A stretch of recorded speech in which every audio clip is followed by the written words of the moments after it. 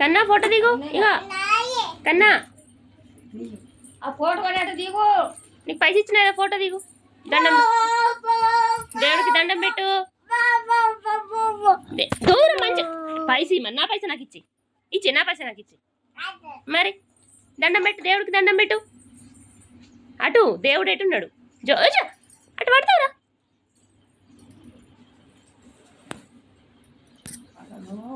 ఇది అత్తమ్మ